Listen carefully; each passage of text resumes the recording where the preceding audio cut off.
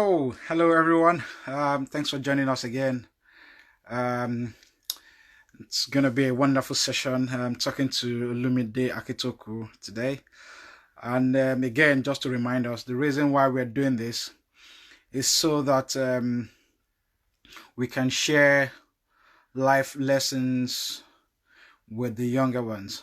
So the chat is going to be about cricket and life. That's what I mostly call it. So it's always about asking questions and telling people, um, asking people who we bring on here about how they've coped with life and cricket, how they came about cricket, lessons learned from cricket, even in their day-to-day lives, in their career, how cricket has helped. And we hope that as we continue to talk about this, there are going to be lessons, important nuggets that the junior ones, or even in fact, everyone can pick up from here and use in their daily lives. So, without wasting so much of your time, I'll go right now. I'm bringing Olu Akintokun. I will allow Olu to introduce. I guess he's got some interesting skill sets here, and I think he's going to do justice to this. So we're waiting to add into the flow. Wow, freshman, how are you doing now? It's good I'm to see all you. right, man. Yeah, good to see you too. Yeah, but this one that you are fresh this in this COVID period. What's the Fresh, okay. Maybe because I just had my bath. oh, same here, same here. So do you still go to work? Uh, well, yes, I've been working throughout the since the outbreak started. Hmm. So yeah, I still go to work. Okay, fantastic. Okay. So I do. I thought I should introduce you. I just wanted you to introduce yourself, and most people will already know you, but some people may not know you. But just give us a clear, brief introduction of yourself. Okay, all right. So Olumide Akintokun is the name, commonly called Olutokun. The name is common everywhere, even at work. Most people call me that. I Okay. cricket related. I played cricket for my school, for my state, for the country.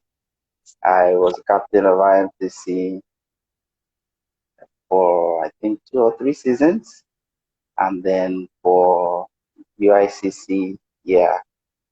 And I like to call myself a civil servant because we serve the public. You call yourself you A, try to call yourself what? a, a public servant because we serve the public. Even though anyway, maybe we'll get to that. Maybe we'll get to that. Yeah, and So the then way I speak, I write, I am a cricketer, okay. content creator, among other things.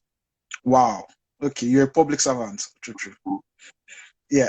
Let's start. Let's start Okay, from the yeah, pardon me before you start. I'd just like to send my thoughts to Isaac Udo, oh who yeah. lost his dad the early hours of yesterday. Thoughts and Wow. prayers are with you, man. Thoughts and prayers with you. Yes, I think I saw his All right. name here and I thought, oh my God, he's joined us as well. Yes, thoughts and Yeah, prayers. he's here with us. He's a massive lover of the game. Okay. Okay, fantastic. Olu. So Yeah. let's start from where it all began from. I'd like to hear your stories. Some of the stories I've heard before, some of them I know, some of them I've forgotten about, but it's not about me, I'm sure you get Okay. it. It's about guys listening. Yeah. So how did cricket start for you? Okay. So let me start from the beginning of the beginning. I did have a bone of sports in me when I was growing up. Like even the easiest of it, inter-house sport, I never used to feature. Then I was just the regular guy. Even though my dad was sports inclined, like he played semi-amateurish soccer then. I think for ICC, now shooting.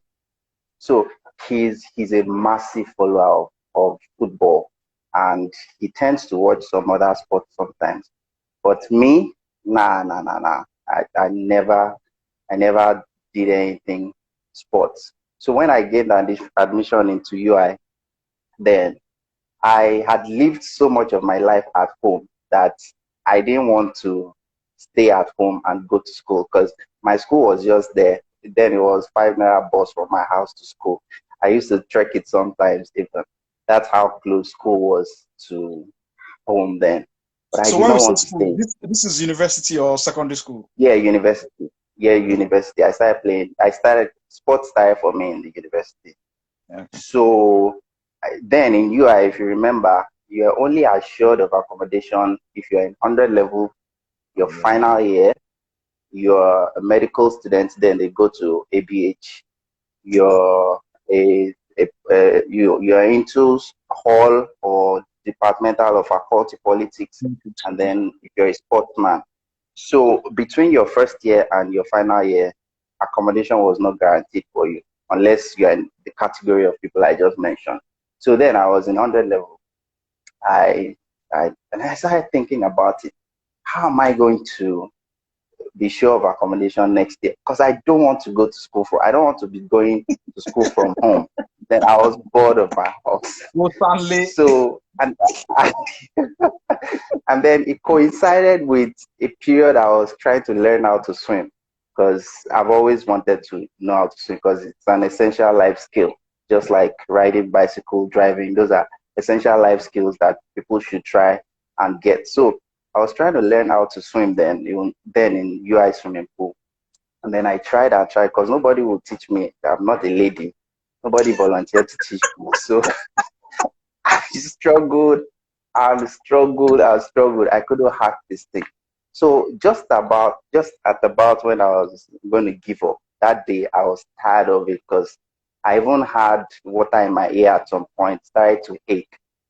So I just went to sit in the stands. If you remember, I went to sit in the stands and I was just watching the pool, seeing people swim and wondering what my life would be like after now. And then I spotted a guy in the pool. He was tall, lanky, used to braid his hair then. He would just come, do his thing, and go. So I saw him doing the breaststroke. I don't know if you remember the guy. He would not talk to anybody. Yeah, that's the guy. So he would just come, do his thing, and go. So as I sat in the stands, I saw him. He was doing breaststroke. And I studied what he was doing. And then I said, oh, so it's this simple. Then when he left, I quietly went there. I got in the water and then I glided and I did what I saw him do. And it worked like magic. I'm like, seriously? Swimming is this simple? And then I did the breath twice quietly. I didn't want to jinx it. I quietly carried my stuff. I went to my room then. And I came back the next day to see if it was a fluke or I had actually gotten it. So I got it the next time. That was how swimming started for me. But there was still the problem of how will I get accommodation in 211? So I approached a certain chairman. We call him chairman then, Femi Odewumi. And I said, guy, how am I going to do my life in 211? I don't want to stay at home. I want to have accommodation in school. And then he looked at me and said, Shebi, you don't have this swim, Abi? I said, yes. They come. Took me to the coach then, UI coach. And the guy looked at me and said, this one, how you get stamina, so? That's what the guy said. And I looked at him, I said, oh, God, try me. And I said, okay, swim the length. Okay, so before Odepii took me to him, he asked me to swim the length of the pool. So I did the length. That was like some kind of auditioning for me. So it took me to took me to coach and said, okay, you sabi swim? Oh yeah, swim, make I see you. So I did the length.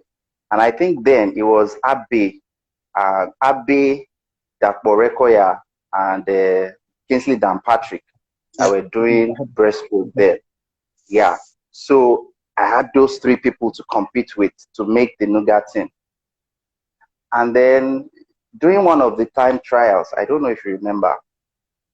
So I had, when we were doing what's it called, pull and kick. Dan Patrick's kick. So Abe and Orekoya were already assured a place in the team. So it was between me and Kingsley Dan Patrick. So then one of the time trials for the pool, I think I beat Kingsley in the pool and then he beat me in the kick. I can't remember the sequence. So the time trials proper, I was supposed to beat Kingsley's time, at least to have some hope of getting into the team.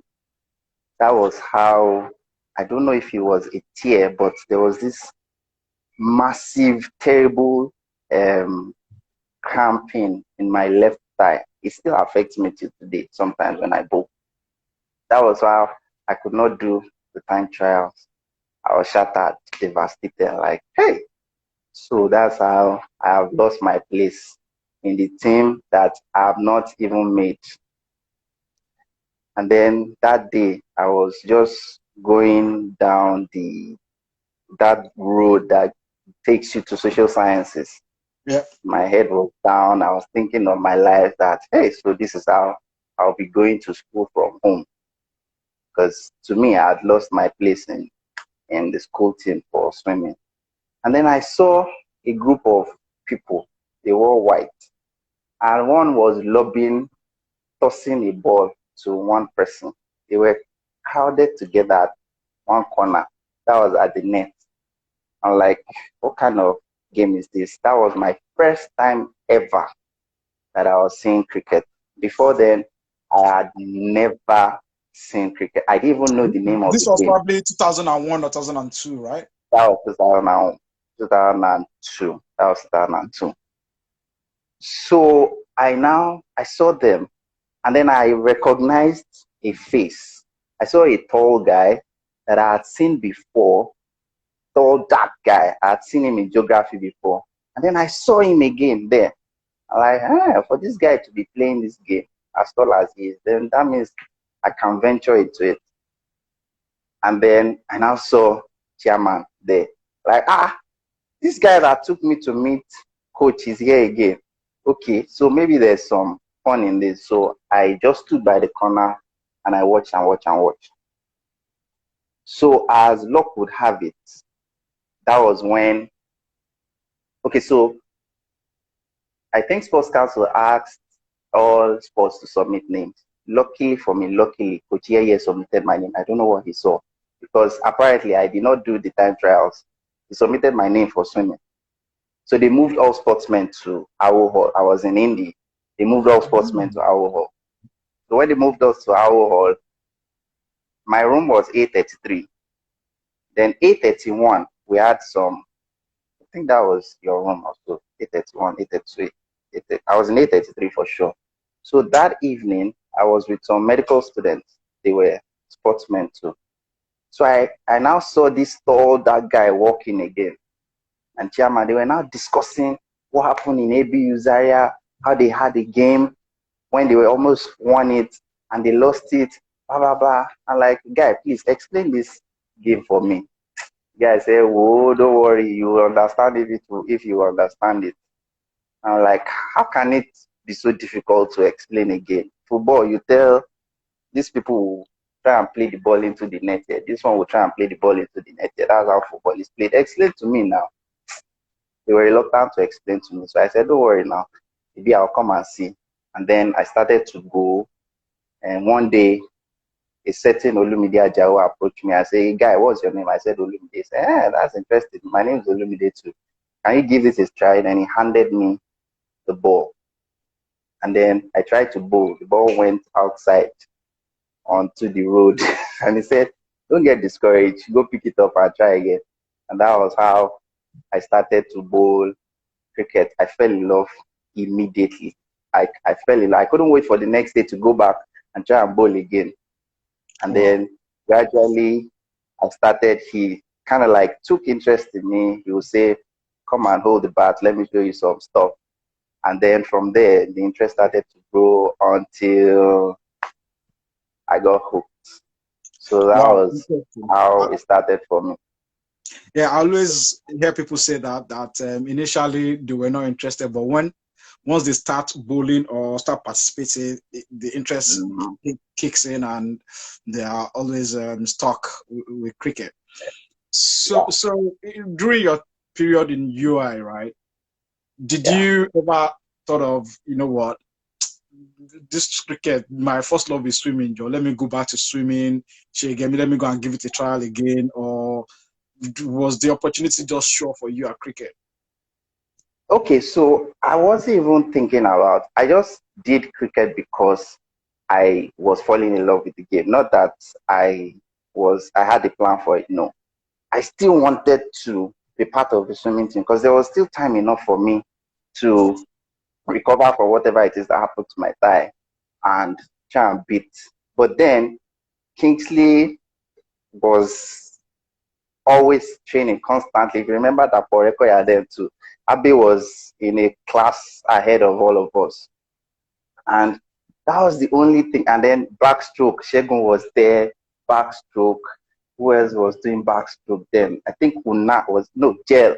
No, Gel was butterfly. Anyway, so I tried again to come back to swimming, but Koya, Kingsley, and Patrick, they had left me behind. Okay. And I knew I So wasn't going to make the, I knew yeah, I wasn't going to make the Mugati. okay. So you said when you got to the cricket pitch, you held the ball, you tried to bowl and all that. Did you did Yeah. you perhaps did you try to hold a bat? Yes, I tried to hold. Okay, so after the training session, Olumide Akintokun called me again and said, "Let me show you how to hold the bat." So we're in the net, and then he asked someone to toss the ball at me, and Mm. then I swung the bat and missed. I was like, "How hard could it be to hit this thing?" Asked the person to toss it to me again. I swung the bat and I missed. Then he said, "Calm down. Let me show you the technique." So he showed me the technique, and from there. But if you remember UI cricket, then it's always difficult to get to bat. Everybody was a bowler. So the first thing you learn when you get to UI cricket is to go and bowl. The specialist batsmen were the one that was always in the net batting. So then, even though I wanted to bat, but I was way behind on the queue of people that were allowed to bat. By the time all of them had finished batting, everybody's tired, we're ready to go home. So I said, you know what, let me just stick to this bowling that I know. So I started to bowl, but then if you remember, my action was very slow because I didn't want my ball to go astray. And then that was when Eloy now came. So we started to learn how to bowl them, but my action was just damn slow.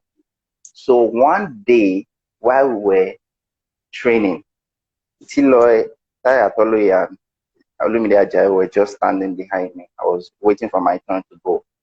And Olumide whispered something to Tayo Atoloye and said, "This guy has a natural in swing action." And Tayo said, "Really?" He said, "Okay, let me see him bowl." Before then, I didn't even know what an in swing is. I didn't know what bowl. I just knew hold the ball and toss it at those three sticks there. That was my aim. I didn't know what an in swing looked like. So the first in swing delivery I saw in my life was from the delivery of Olumide Ajayi. And that was when I got the idea of what in swing looked like. So that at that point was when I realized that, okay, so maybe I should just concentrate on bowling and forget about batting because apparently it was going to be difficult for me to get to Mm. bat in training. Yeah. So yeah. Yeah, the reason why I asked that question was now we all know you for your bowling action. Perhaps if you were given a bat, we would have known you for batting. But I think Yeah. it's true. You are too old now to start learning how to bat. Yeah, Yes, I am. yeah, but don't mind me. So during those period where you were trying to learn your trade, what lessons came to your mind? What lessons? What did you take Okay. through? Yeah. Okay. So one lesson that stuck with me then was where there is a will, there is a way. Now I'll explain. So then it was when Tayatole was trying to gather a team for Nuga. So I'd already given up on swimming. I knew I was going to make the time Kingsley and Patrick and Daporekoya were making. They were far ahead of me. So I said, okay, so let me concentrate on this. I didn't have it in mind that I was going to make the school team. I just wanted to learn the game. So when Taya was putting his team together and he thought he could give me a chance, he drafted my name into the team. I was like, okay, so let me get serious with this. I got top and shirt, shoes. I started coming. And then that was when they called everybody to Nuga camp, if you remember. So we started Nuga training. That point was the fittest I had ever been in my life because I had already drilled us. If you remember, we would do 20 laps around the football field then. I can't remember. I wasn't involved in all those. Oh yeah, you were in swimming training. So when they tell us that in the morning you're going to be doing that, I saw it was going to be too difficult. Then I changed my venue. When they told me that venue that was going to be difficult, I changed my venue to cricket. So that was my lifestyle. Yeah, that was a lot we had. Tayo drilled us. Like we would jog from the pitch to Sankore to Obadan, through Obadan to Awo to the gate and back to the pitch. Wow. I will still do 10 laps. Interesting. I was fit to my teeth. So with all the training then, Nuga came. I was hoping that I would, because that was the first time ever that I would see cricketers from all over. All I knew then was the people I used to train with. So I saw cricketers from all over. So I was excited. I was hoping I would get a game. The first game against Futa, I didn't get the game, even though we won. And then the second game against, Futo. And then the second game against, I think it was Unilag or Ife, I didn't get the game. And then up until the last day against Uniben, I was sad, disappointed, but I wasn't bitter because I knew if I was good enough, I would have made the team, even though Akiniran made the team. Akiniran made the team. Yeah, Akiniran made the team, I think, against Uniben or so. I was disappointed I didn't make the team. I didn't make the match day team. I was in the squad. I didn't make the match day team. But I was not bitter because I knew if I was good enough, Tayo would have put my name on the match day team. So what I said to myself was, okay, so I'm going to get myself ready for the next tournament, whatever it was going to be, whether National Sports Festival or another Nuga or Wahoo, whatever it is, I'm going to get myself ready. So that period after Nuga was when schools went on holiday. So I had enough time to train. Now, this is where the lesson came. Then my parents were not in support of me playing cricket. So I had to sneak out of the house. I remember in school then, we were still collecting money from Popsi and Momsi. So I wouldn't have enough money to go to UI to train. So me and Isaac and I would trek. He would come to my house and then we'll trek halfway and then take public transport and then trek to UI pitch and train for 3, 4, 5 hours, just me and him. Even there with was no money to buy water. Even with 5 naira, I couldn't afford transport. So there was no water to drink. So what we did was we got straw and we would fetch water in a bucket.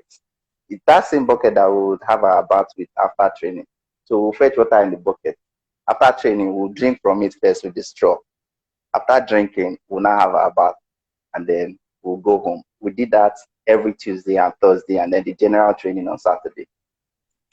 We were all we had, just me and Isaac. All right. So I was telling myself that after all this, if the next tournament comes and I don't make the team, then I know that cricket is not my way. Okay. So wait, hold the thought there. Yeah, and this is true because I'm hearing about this for the first time, and the reason why this is interesting to me was because I remember those days that you were part of the team, but you didn't make the first 11 team, and of course Mm-hmm. you were not good enough. So, and this is where I'm coming from. Then one day, I don't know where I went to. Then I came back. Then they were shouting out Demon Bowler, Demon Bowler. Then I was like, who is the Demon Bowler? Then it was you. Then I thought, What happened? this boy cannot go now. So why are you calling me Demon Bowler? Then I saw the in swings, the balls, and the consistency, and yeah. So now it shows that working hard through those periods is Yeah, really a good thing. yeah, So yeah. so at some point, right? I can't remember how it happened, but I think just afterwards there was a national sports festival that was coming up, and you Yes, had in to train Abuja. for that. So I'm Yes. not going to talk. I'm not going to talk about that because it was almost the same set of people that were around, and it was the same technicality, the same kind of fight for your space. Yeah, And you made that space. But one thing yeah, that surprised me the most was you being called up to that under 19, right? yeah. Yes. So how did you how did you get that news? How did you practice for it? How did you work for it? You know, and what did you get out from it at the long run? Okay, so my experience from Nuga Mm. was that I was always going to be ready for the next competition. So that was the essence of the training Isaac and I were doing. Like, we're going to keep ourselves in shape But and wait, give ourselves a you would better. have seen the competition ahead of you.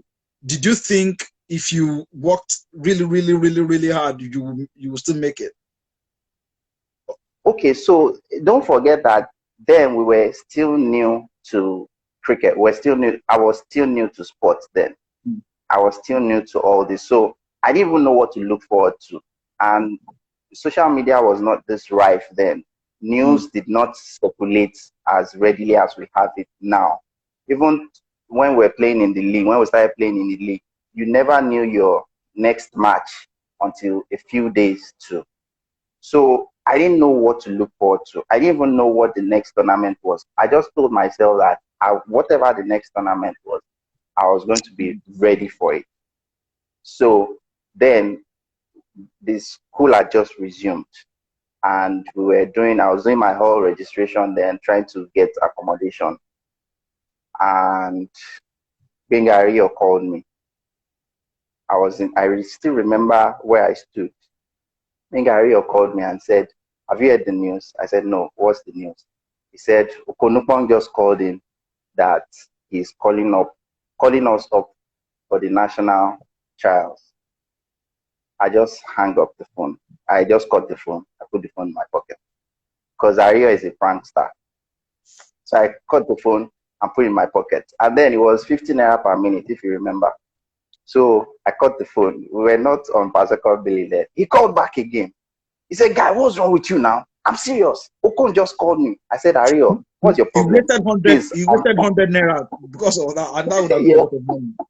I said, "Ario, what's your problem now? Please leave me alone. I'm not up for this prank." I cut the phone again, put it in my pocket. Then he called back again. Say, "Guy, I am serious. Let me send Okon's number to you. Call him and find out yourself." And that was when I read the seriousness in his voice. Like, this guy could be serious. So I calmed myself and listened to the news that Okon is telling him that he's calling us for the national team. And I said, "Oh, okay. If, when and if he calls me." So that was it.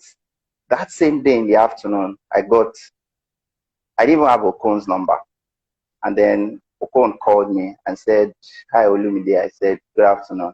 He said, "My name is Okon. Good afternoon, sir. So I'm coming to pick you guys tomorrow to go get passports." I was like, "Okay, what for, sir?" He said, "You guys are, he called five of us. You, Ade, Ario, Ewete, and Boris are going to be called up to national team." I didn't know whether to laugh, whether to jump up, because I just came out of my class. Whether to laugh, whether to jump up, I just tried as much as possible to remain sane, at least to people around me. That night I could not sleep. I was going over the news in my mind, like, could this be? Because I didn't even think I'd done enough to deserve that kind of recognition. We just came back from National Sports Festival. I didn't even do particularly well. The game I did well, I think, was against Ogun State, if I'm not mistaken. That was the only game I played so well. The other games, I can't even remember what my performance was like. So I didn't think I'd done enough to warrant a national call-up. So the next day, we met him at the cricket pitch, and he drove 5 of us there, and we did the passport thing, and then we got back. The what's it called? The camp was open, and then I saw players that I'd only heard their names before. The Ademola Onikoyi, Joshua Ogulola, Chibuke, Aaron from Port Harcourt, Tisgin from Kaduna, people all over from everywhere. And then that was when the realization started to set in that, okay, so maybe this thing is true after all. I said, I still won't believe until I get the letter. So did you made the team, right? You made the yes, team. I did. Team proper. All right. So yes, I made the team. Did you play throughout the competition? I played all the games. So There's another story there. There's another story. See, we don't have time. Okay, yeah. Let me just give you the summary. Yeah. Let me give you the summary. So during the camp, I was playing in the net, and then Okon was passing by, and he saw me training in the net, and I was like, this boy. When he said it, he didn't think I was going to hear. He said, this boy is training as if he wants to make the first 11 now. And my memories of Nuga came back that, so I will do all this work. You will carry me to an international competition and I will not play. No, it's not happening. So I knuckled down and increased my training. So when we got to South Africa, there were a series of friendly games that were supposed to play. So the plan was they were going to keep the star players and use the Poroporo players to play the friendly games. So our first friendly game was against Zambia. And then I ran through the Zambian squad just like knife through butter. And that was when it now entered Okonukon's mind that, okay, so maybe this guy actually deserves a place in the first 11. The second game too was like that. And then that was how I became a regular fixture throughout the competition. So I played all the games. Okay, fantastic. So there is a question for you, but before I go to that question, normally, top 11 people you played with throughout your career, I don't know. I don't know how you want to choose them. Maybe eight bowlers, 3 batsmen, or 3 batsmen, 8 bowlers. I just want the top 11. So we do the top 3 now. Okay, so this is how I want to choose them. I'm going to have 2 all-rounders in my team. I'm going to have a wicket-keeper and a standby keeper. I'm going to have 4 bowlers and the rest of the batsmen. So I'll start with the 4 bowlers. No. We need 3 now. 3. 3. Yeah. Okay, so I played with Joshua Ogulola in South Africa. Fantastic bowler of the ball. So yeah, Joshua Ogulola would be number 1 as an opening bowler. And then I've never really played with Kunle Adegbola. I've seen flashes of him, and I've heard several things about him. So Kunle Adegbola will make the team too. Kunle Adegbola, yeah. And then number 3. Okay, so let me pick one of the all-rounders now. So one of the all-rounders would be my all-time great, Olumide Akintokun. It would be my all-rounder, the best all-rounder. Good. We'll come back to that. But there is a question waiting for you. Why do you feel players transition from? Why do few players transition from grade age competition to the senior team?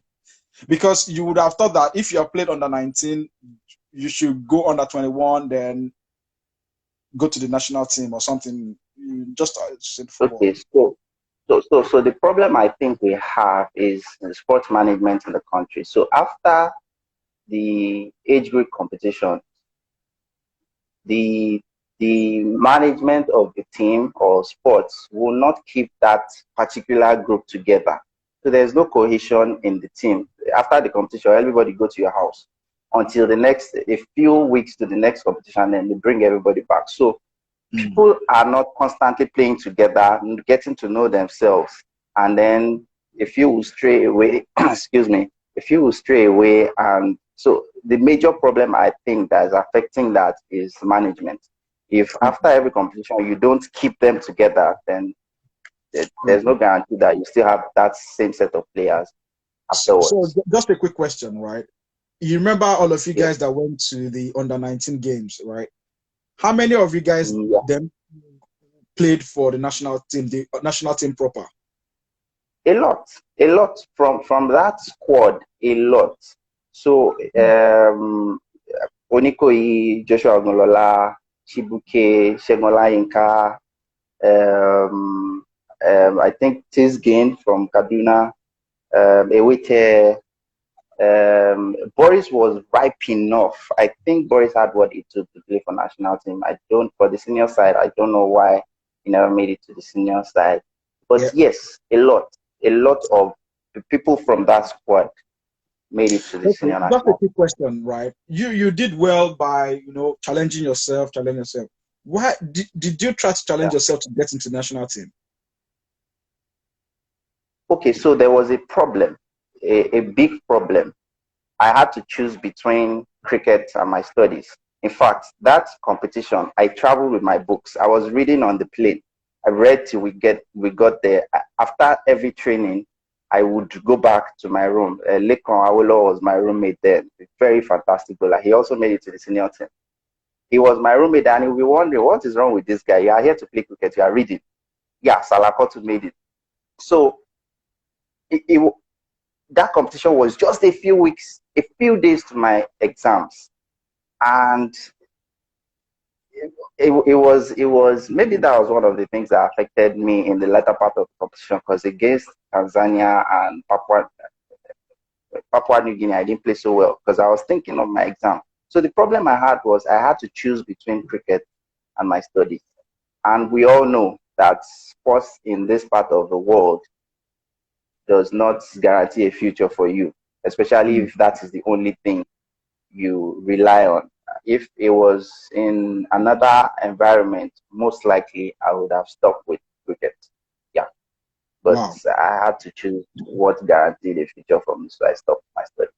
Interesting. We have seen you moved as a player these days to being an umpire. So there's a question here for you. Do you intend going into cricket administration in Nigeria if given the opportunity? Okay. The short answer is yes. I might want to give it a try.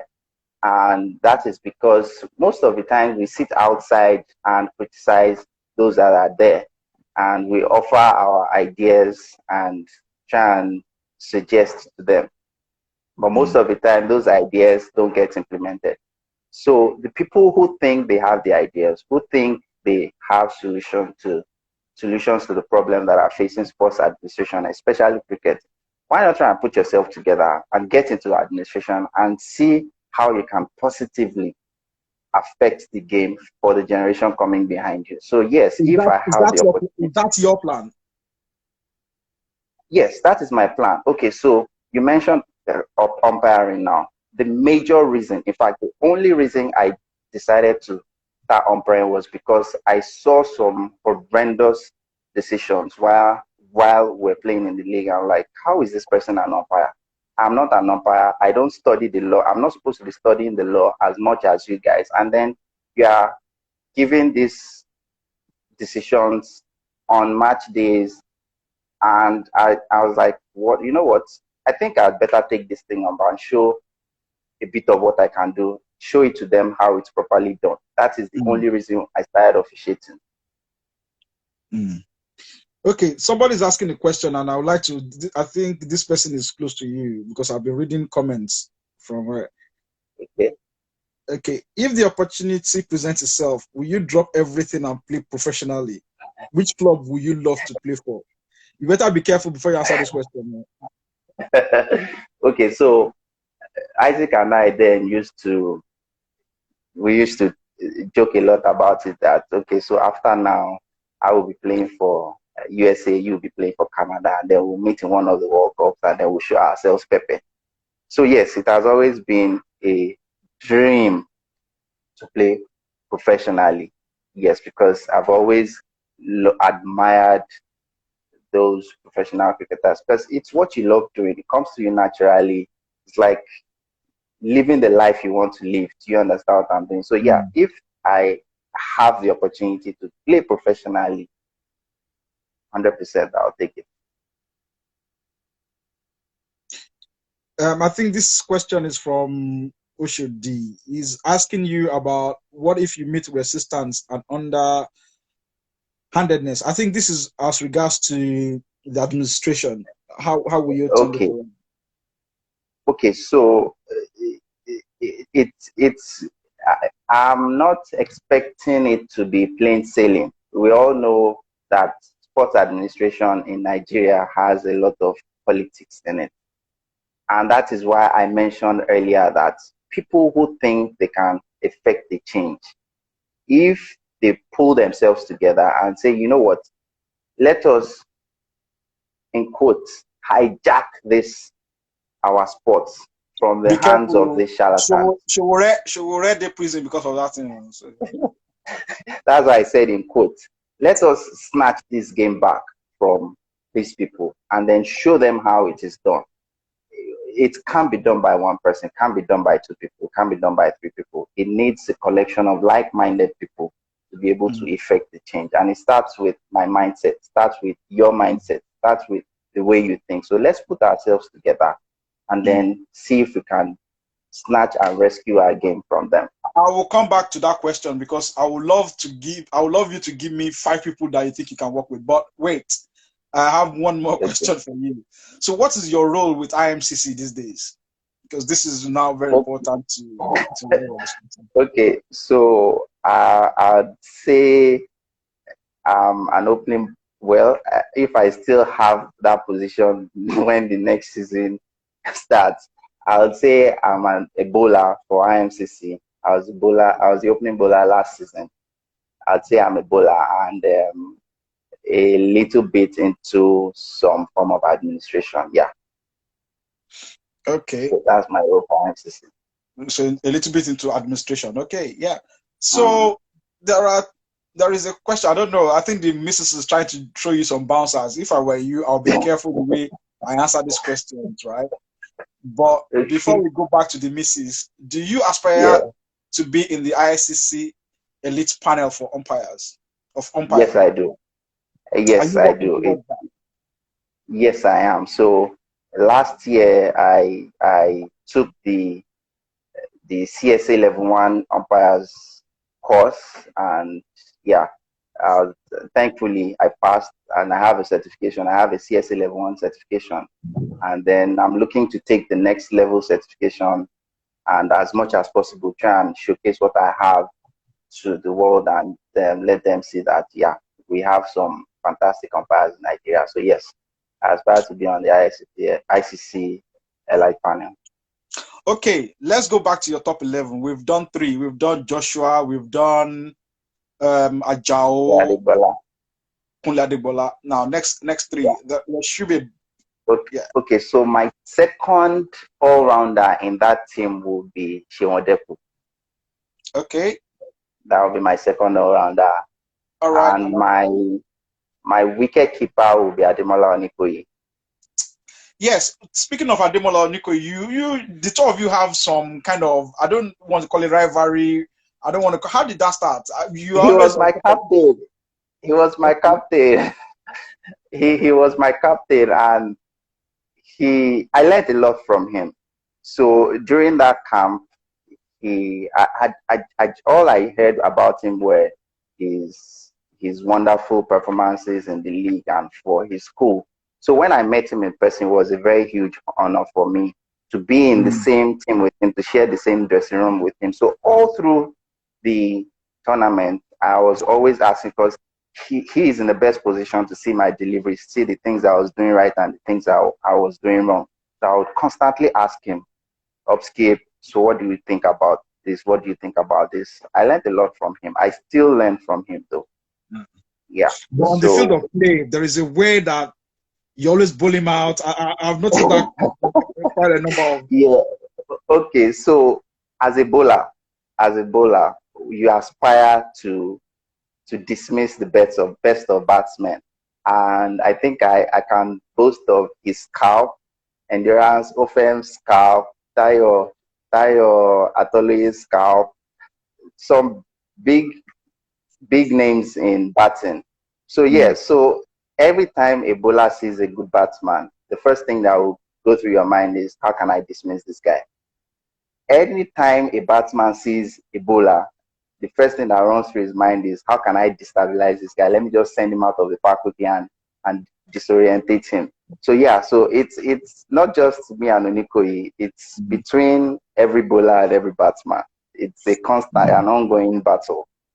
Okay, one more person to make it 6. Okay, one more person to make it 6. So I'll go for the reserve keeper. The reserve keeper can be tricky now. I have seen some fantastic wicket keeping. I played with Segun Olayinka, but I think I want to go with Dolapo Gafar.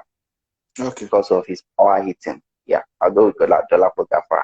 So before we go ahead, I'd like to say that my coach for this team is Okonupon.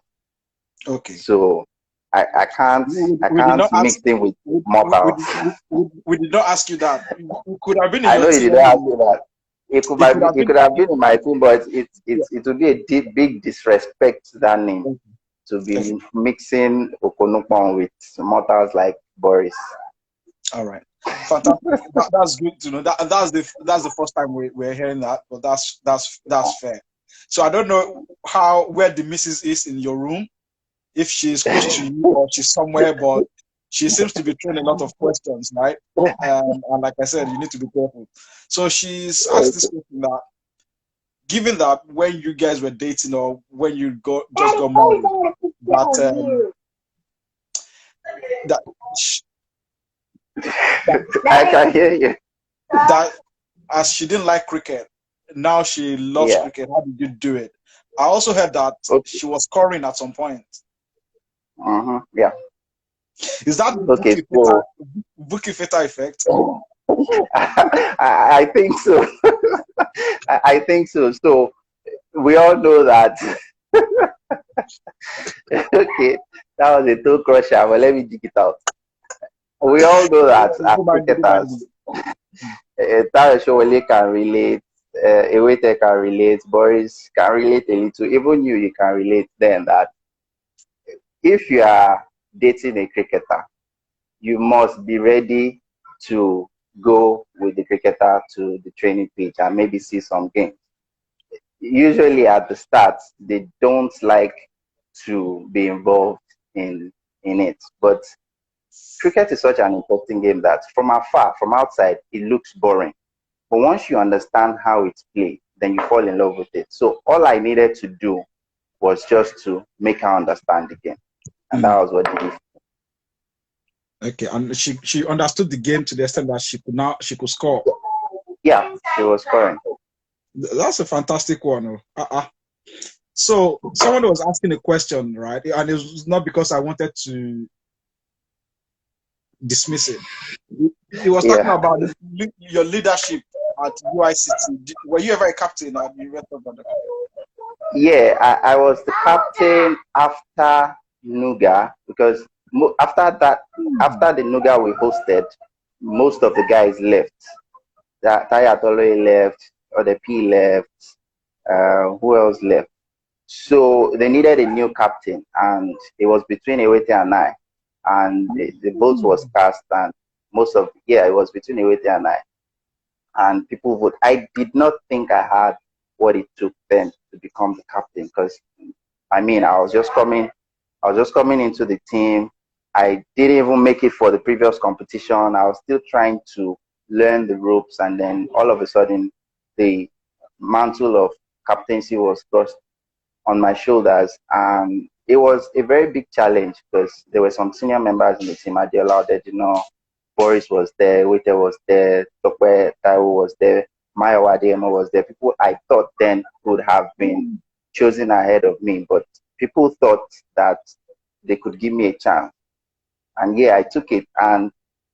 And funny enough, I never lost the game as a UICC captain. Ah, fantastic. Yeah.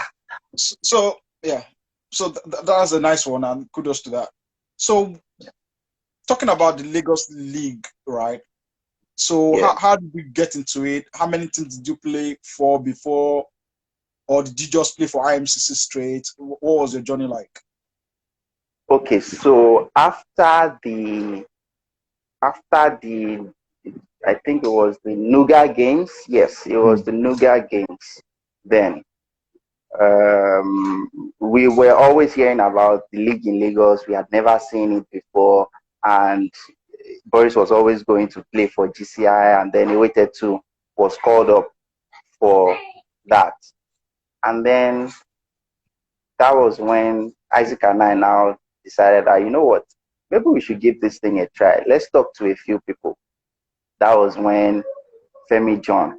I don't know how the conversation went, or yeah, who struck up the conversation, but the first club I ever played for in the league was KC, and Femi John was my captain. And he was as erratic and eccentric there as he is now. What happened to IMCC? IMCC was not a thing. IMCC it was not a thing then.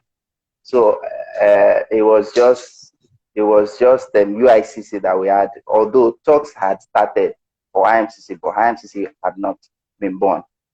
So we got into the KC team. Isaac and I were playing for KC then. Femi John was the captain, was as eccentric then as he is now. He would just come, change the batting lineup as he like. Who wants to go and play this? Who wants to go and play this? So yeah, you part of go and play. That was how his captain was. So the first club I ever played for was KC. And then the next season, I just got a call from, was it Boris or a waiter, that Mr. Ogunshima would like for me to come and play.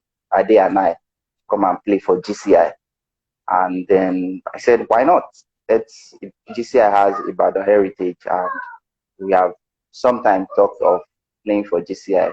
So that was how the journey started. I played for GCI for a few seasons, and then I went to serve. So during that break was when IMCC was formed.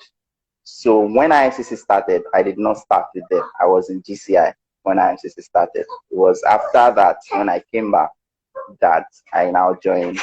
I started playing for IMCC. So I played for KC, GCI, and IMCC. Wow, fantastic! I didn't even know the story about KC at all. So interesting. So you played for IMCC and all that. Then you just guys, we're reaching 1 hour. So what happens is we have to go away, then come back. Just microseconds, right? So just so you know. All right. So there's a question. So you're always talking about Isaac, me and Isaac. Yeah. But at some point, you left Isaac on the way. Was it stressful to always pull him along, or was he instrumental to your development? You know, just share a piece. Yeah, Isaac was a very huge part of my development, a very huge part, because he was the one that was always giving me the fuel then that, guy, let's go and train. I didn't know what he saw in me. I didn't know what his interest was, but he was always giving me the push, like, guy, let's go. So if not for him, if not for Isaac, I probably would have lost steam along the way somewhere. But yeah, Isaac was a very huge part of my development. Okay, so this question is coming from Isaac now. How and when did you pick interest in officiating? Okay. I think Isaac, it wasn't part of Isaac's plan for you to go into officiating. You just decided to go into officiating. So he's asking this question. It wasn't his plan. It was. I didn't even think I was going to start officiating. To be sincere, I didn't think.